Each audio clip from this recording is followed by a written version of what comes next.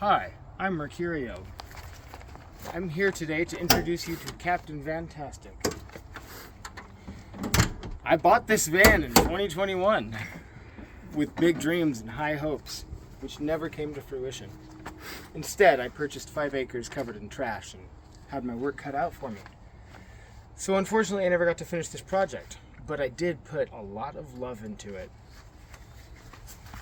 When I purchased Captain Vantastic, not only did he or she not drive, she ran, but she didn't drive. But she was also filthy and just absolutely disgusting and neglected and covered in all sorts of just nasty things. So I gutted it completely out to bare metal and ripped out all the wiring. And everything you see in here, I did by myself with my own 2 hands. So I can tell you everything about this van. Also, it drives. Okay, so after I gutted it, I pressure washed it, and once it dried, I reran all the wiring for everything, and I put 1.5 inches or 2 inches, depending on how much space I had, of foam board insulation, and then 3/8 inch plywood, and then 1/2 inch cedar. And I know what you're thinking. You're thinking, that's a lot of wood. But at the time, I didn't know where I wanted all my cabinets, so I built it in such a way that I could screw cabinets anywhere I wanted after I'm done building them, and it would hang there and it would be durable. So let's see. So the bed lifts up. This is the bed area. It lifts up in the middle. Just unlatch it like a guitar case, and it's on struts. So those struts are rated for like 500 pounds. I've had the full bed on here and a person, and it held up the bed and the person. Let's see, I got my cheat sheet so I don't forget anything important. This is where I store things like tools or auto supplies, like extra motor oil or extra, come on, brain, antifreeze and windshield wipers and things like that. This side is where all the electrical stuff is. Now,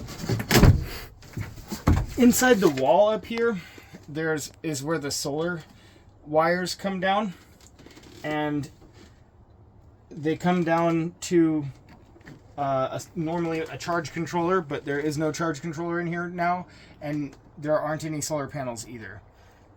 I might throw solar panels up there for whoever buys this, but I haven't decided if I want to part with them yet. But currently it's hooked up via shore power to a charger, which is charging the house batteries. There's 2 AGM batteries over there that you can see, and they're kind of on their last leg, but they do hold power for a little bit. There's a fuse panel in here, so there's a fuse for each set of lights. There's lights over here. There's lights above the bed.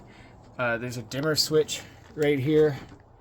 You can turn off and on there too. And then the fan runs.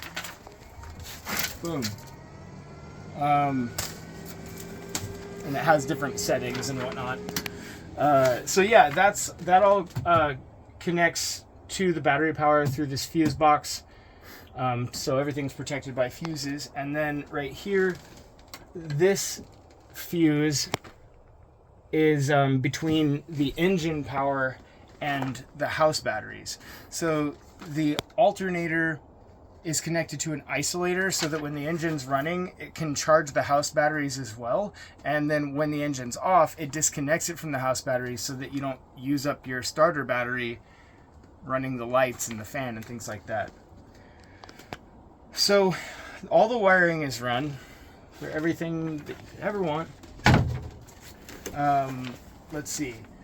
Next, I'll show you the cab area. So we've got these curtains. They're blackout curtains that I had custom made. I made this, and I made the the headliner. Whoa, excuse me. Let's see. These seats came out of a Honda CR-V, and I had to adapt them using this like inch-thick plywood to the original swivels from the G20 seats. So these seats do have a lever you can pull, and they'll swivel all the way around. I also have a set of aftermarket G20 seats that I am willing to just throw in for whoever buys this, but they will have to be adapted to this the same way I adapted the Honda CR-V seats, because they don't bolt directly to the swivels as you'd think they would, but they don't. Let's see. Let's go open up front doors.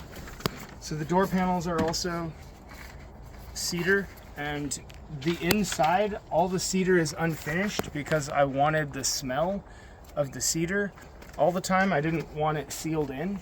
But the ones on the doors, I figured they'd get rained on and mud splashed on them and stuff, which they do.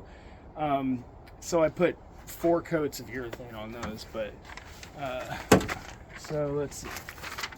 There's the door panels in the front are also done that way, and I also have the handles for the windows and the doors, as well as crank shaft extensions. There were like $25 a piece for each extension because they were custom machined. But I do have those, and those come with the van. I just haven't installed them. Let's see, anything else? Oh yeah, obviously it's an old van. It has a doghouse that comes off that exposes the engine if you ever need to work on that. Let's see. Take a look at the exterior. Okay, so the exterior is this beautiful patina with like several different coats of paint from all the different previous owners. I think it's only had 3 owners before me. I know who 2 of them are. So, and like one of them is an Instagram influencer. So if you go find Nomadic Sunny on Instagram, like if you scroll way back in her feed, you'll see this Captain Vantastic in there, which I think had a different name probably. So this is where the shore power connects. The tires got a little tread left. They're not terrible. Super fancy, man. It has a roof rack. It's just a regular gutter mount roof rack, but I had to make these steel extensions so that it would go above the high top in the front and the back. So it's a normal roof rack, and then these plates here are the extensions. So when I got the van, it was summertime. I did the whole interior, and then found out in the wintertime that the roof had leaks everywhere. So I had to wait until a dry season and then completely reseal everything. I took the fan off and completely reinstalled it the proper way with Dicor butyl tape and then 3M5200 for a lap sealant.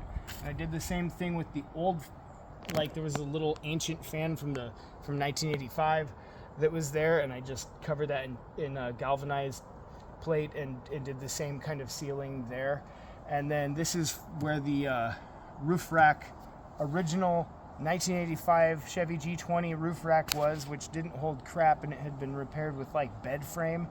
I just took that off and completely sealed that, and opted instead for the gutter mount roof rack, which is way more heavy duty. And I also did do a bunch of staining of some decking that can be installed up here, and I'll give that to whoever buys the van. It looks pretty decent, but I just never finished building it. Yeah, so all the way around the drip rail is 3M5200, and then I took this off and replaced the butyl that was underneath there because it was all dry rotted, and that's where most of the leaking was from. So anyway, this doesn't leak at all. None of the there are no leaks anywhere, and I did have to replace some of the material inside the van. Let's see, this is the solar gland where the solar wires enter, obviously, and yeah, you can pretty much see everything else. There's 2 windows on the front you can go look at.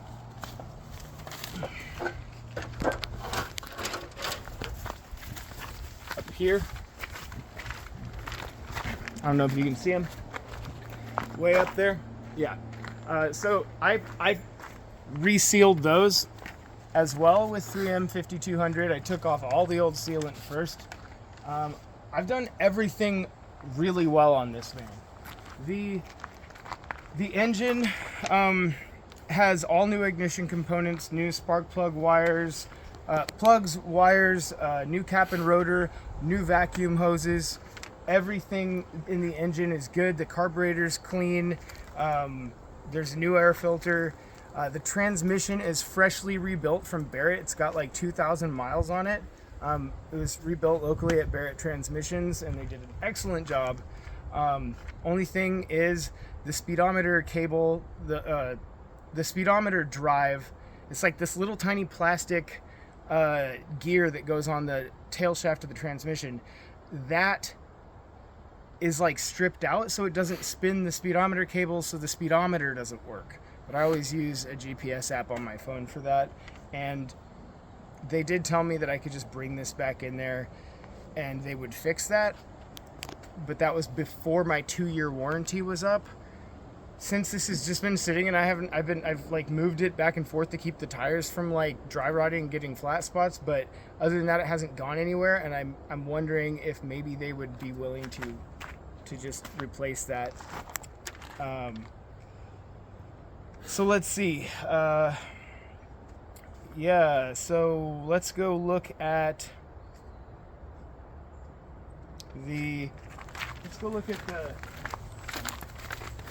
at some point, I just want to be honest about this. At some point, whoever replaced the exhaust, they did this custom body work here where they just pounded this in. So yeah, that's like that.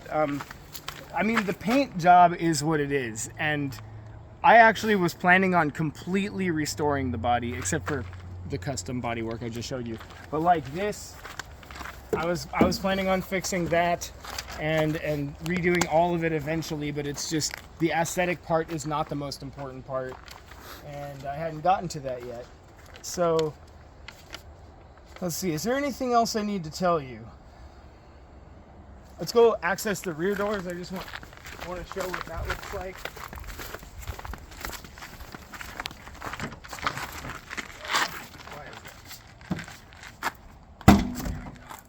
Normally not that hard to open.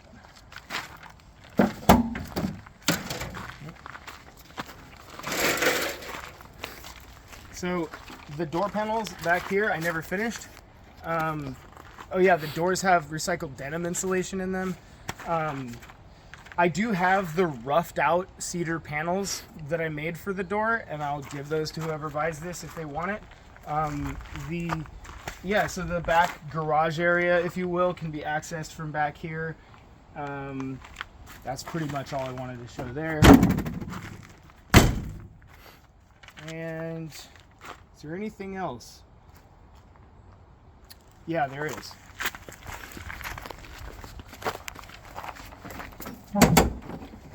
Obviously, like there's curtains here too, but I wanted to show. I purchased a lot of stuff for this van, and I didn't install all of it or use all of it, so the van comes with some of those things. I replaced the door seal here. None of these door seals leak, but when you're going down the road, they let air through, and so makes a lot of road noise, and it can be really loud. So with that said, there's new seals for every door and the windows up front. New seals for the rear cargo door, every door. This one excluded because I already replaced it. And that's what all this stuff is.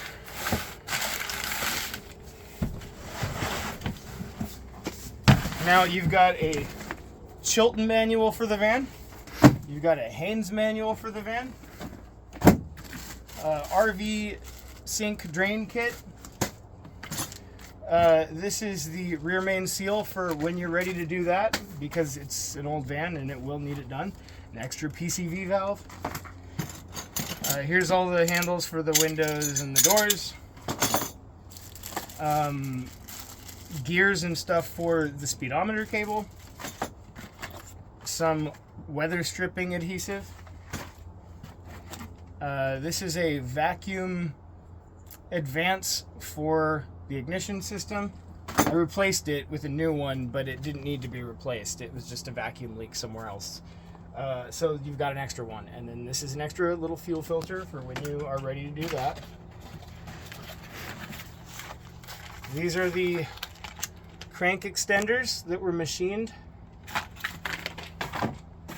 Extra speedometer cable in case you ever need it, which I can't see that being a thing, but you will probably want to upgrade your head unit, so there's one right there, a Kenwood. Extra material from the curtains, because I don't need that. And then this is cool. Once you get your cabinets in and everything, you're going to be increasing the weight of the van, especially in the back. So these are dusty, but they're brand new. These are air shocks for the back. So you install these instead of the regular struts that are in the back, and they have this air hose that comes with them that connects to them, and you can adjust the height using air. All that comes with the van, as well as those seats that I told you about. And yeah, if you have any questions, hit me up.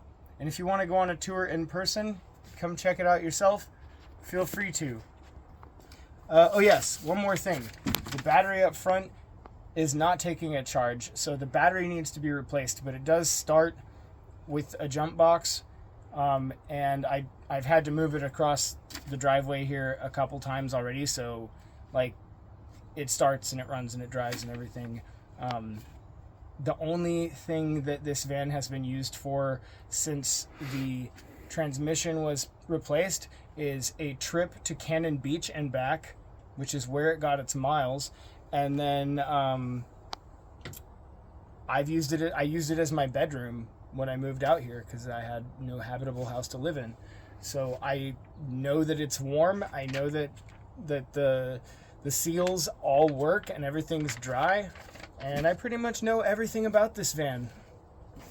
And if you buy this van from me, you can keep my number. And if you ever have any questions, I will be there. Thanks for watching.